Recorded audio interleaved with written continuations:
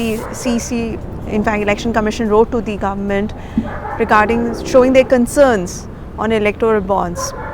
But was it addressed during your tenure? Bonds will make the whole system quite opaque, and this will be quite dangerous.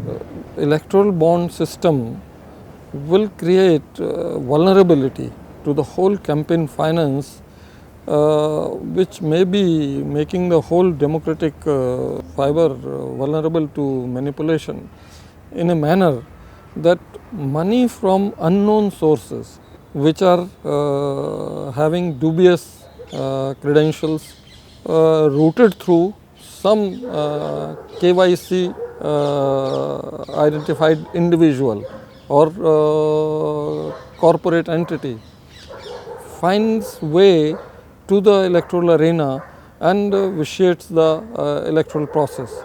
That risk may remain. KYC will be available with the bank only, nobody else, and no inquiry will be conducted on that. So, any individual or any front carrying anybody's money can get in. Even foreign money can trickle in. Or if you start inquiring, then there is no anonymity.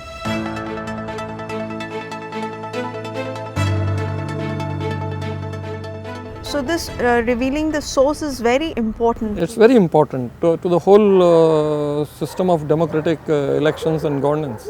When this electoral bond was introduced, was CC or Election Commission consulted by the government for making such amendments? No. Do you think that it should have had happened? It is not laid down.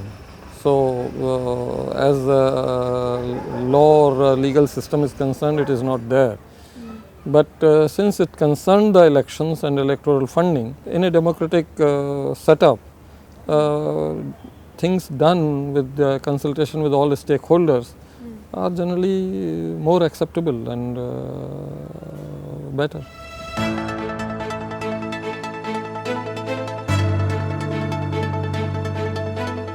So I did a report on the hidden number which was there on the electoral bond, which is unique and alphanumeric, and it is visible only under the ultraviolet ray.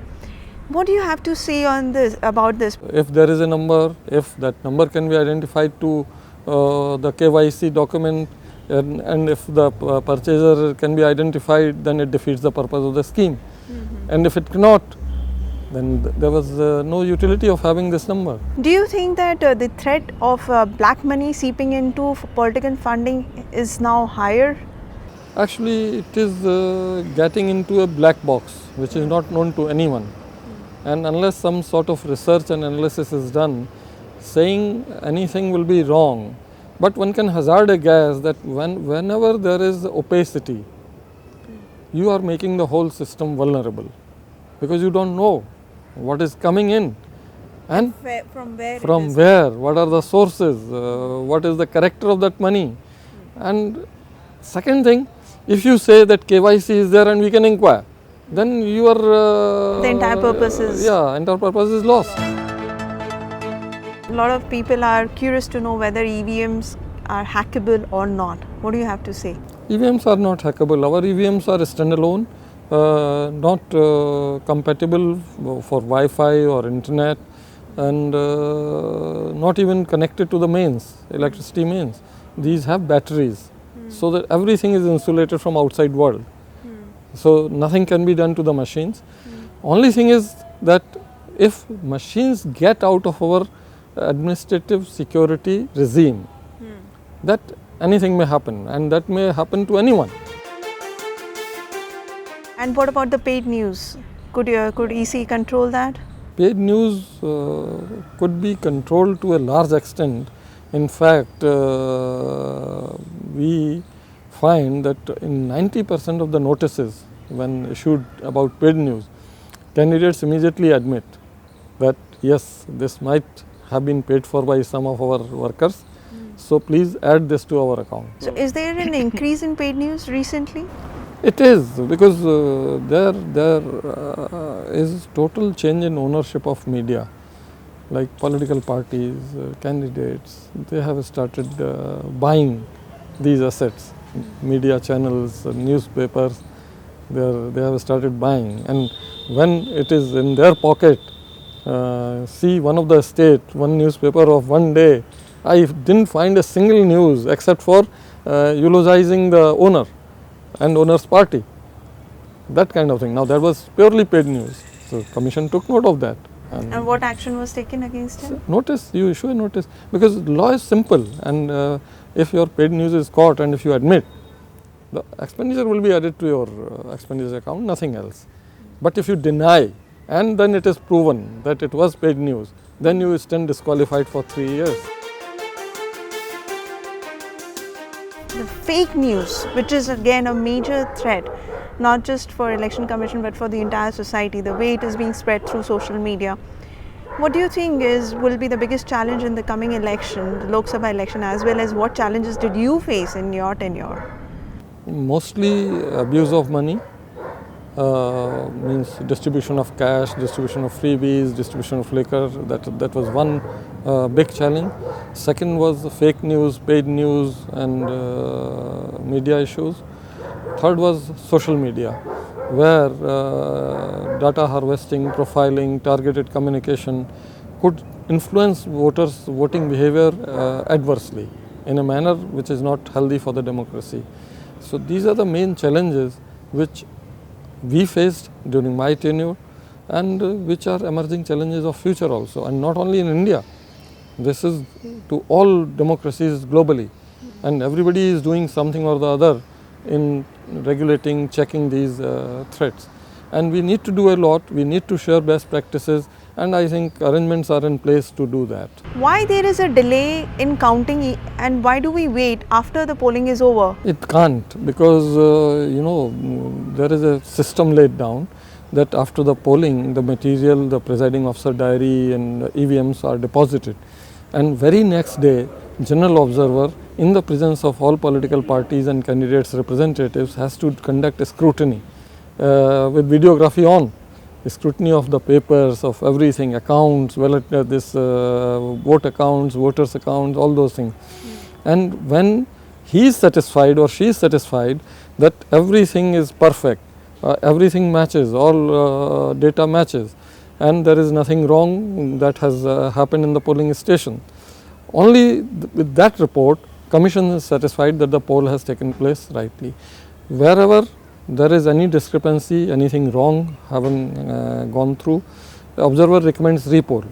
So 1 day for scrutiny, 1 day for repoll, because in repoll also there may be something wrong. So 1 day for that scrutiny. So minimum 3 days are required. Is required. But sir, what about Chhattisgarh polling? It happened weeks ago. Chhattisgarh results will influence Madhya Pradesh. Okay. Polling. Yeah. Okay, so that's the reason. So all polls in single this thing have to go for counting at the same day. You can't have one declaring result, another going to polls, because it will influence the polling there. Can India go for elections simultaneously in center and state?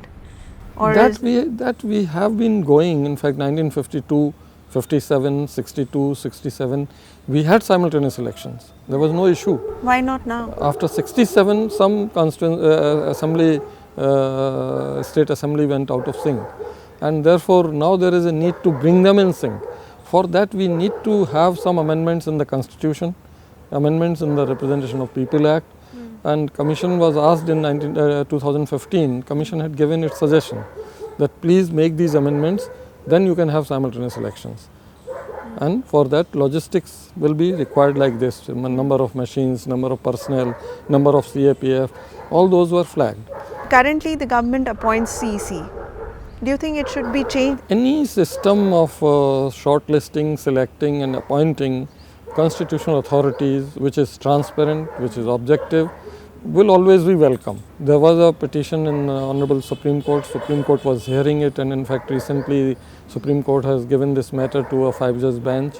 Supreme Court observed once in this matter that although government has not enacted a law for selection of election commissioners, which was stipulated in the constitution, but it is quite satisfying that whomsoever various governments have appointed so far they have conducted themselves in politically neutral manner, in most impartial manner. That is quite satisfying, and that goes a long way in saying that even with the current system, there has been an objective selection of these functionaries. So it depends that vulnerabilities will be here also and in a system which is created through a law also. What are the things that you couldn't do as an election commissioner and you feel that you should have done before your retirement? In fact, Commission was concerned that our laws, Representation of People Act 1950, 1951, Conduct of Election Rules 61, then Electoral Registration Rule 60, these have really served us very well. But now times are changing. Social media, fake news, abuse of money, these emerging threats are now becoming bigger by the day. And to address and arrest these threats, we need to realign our laws and rules in a manner that we can check these effectively based on the global best practices and all those things. So we had constituted a group of officers to review these laws and rules. They have submitted their report, but unfortunately this year has been full of elections. So Commission kept busy and could not devote time to go through those recommendations and suggest amendments to the laws and rules to the Law Ministry. That regret will remain with me because that is the dire need that now for any election we should have a revamped system.